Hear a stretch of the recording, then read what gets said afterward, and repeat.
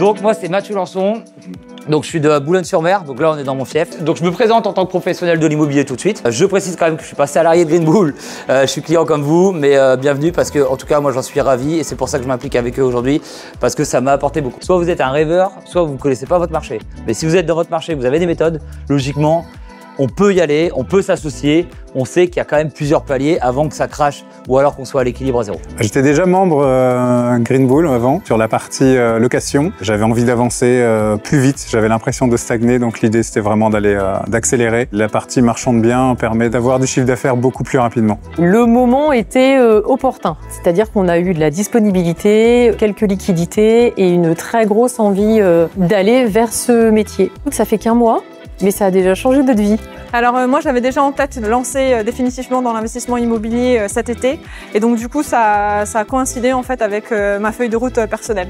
En fait je connaissais la qualité de la formation qui était délivrée par Green Bull et en fait déjà avant je savais qu'il y avait un mental, il y avait des mentors qui arrivent derrière, il y a toute une partie qui est hyper intéressante, hyper cadrée. C'est ça qui m'a poussé aussi à venir sur la partie marchand de biens.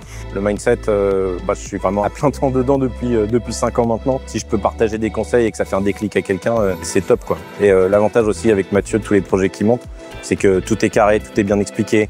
Donc du coup, pour les nouveaux qui arrivent, c'est hyper formateur quoi. Là, en une journée, ils vont découvrir et apprendre des trucs qu'ils auraient peut-être mis 2 ou 3 ans à faire par eux-mêmes quoi. On voit notre futur d'une toute autre manière, pro, perso, en termes de liberté, en termes de projets professionnels et personnels. C'est pas des prévisions, c'est des résultats. Donc on a investi 490 000 € dans ce projet, on a fait 573 000 € net vendeur de vente, ce qui représente 83 000 € de marge brute, ce qui fait 17% sur 12 mois. Vous voyez, c'est pas l'idéal comme ce qu'on prévoyait au départ, mais on fait quand même 83 000 € avant impôt, charge, vous connaissez comment ça marche une société. Je suis venu à l'incubateur parce que ça nous permet déjà d'être en groupe, alors que tout seul, moi j'ai toujours fait du marchand tout seul, et tout seul on fait une opération, on est bloqué parce qu'on ne peut pas en faire plus, parce qu'il faut attendre que ça se réalise. Avec l'incubateur, on peut partager nos investissements, c'est-à-dire qu'on fait des levées de fonds, on fait des associations, on fait tout un tas de choses comme ça, et ça nous permet de faire plusieurs opérations simultanément.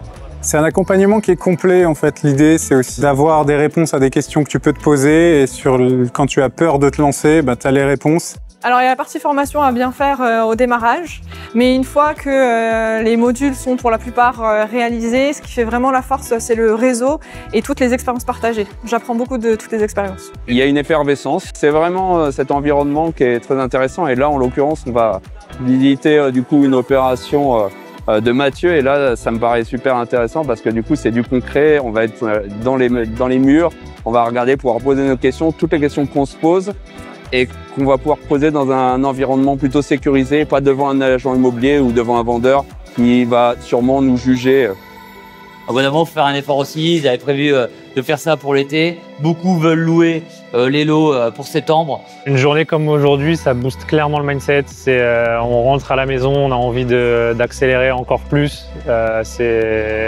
Ça permet d'échanger sur des problématiques, de trouver des solutions sur chacun les problématiques qu'on peut avoir. C'est vraiment une grosse plus-value. Aujourd'hui, j'ai trouvé que c'était très inspirant. C'est sûr que c'est pas forcément des opérations sur lesquelles je vais me placer en étant vraiment débutante, mais par contre, ça permet d'ouvrir les chakras et de se rendre compte de ce qui est possible peut-être dans les prochaines opérations qui vont suivre après la première. Ah bah ça le rend plus que, déjà ça le rend concret parce qu'il existe vraiment et surtout tu vois tous les plans qui ont dû être créés, donc il a fallu être créatif, il a fallu rebondir, il a fallu gérer avec la personnalité de l'acheteur, du notaire, de tout ce qui se passe dans la vraie vie et en fait c'est une mine d'informations. Alors cette année, le premier objectif c'est de déjà rentabiliser mon investissement dans l'incubateur et ensuite d'essayer de viser pourquoi pas les 100 000 sur l'année. Alors c'est très ambitieux, on verra, mais je pense qu'il faut aussi se booster en boostant le mindset et puis on verra bien.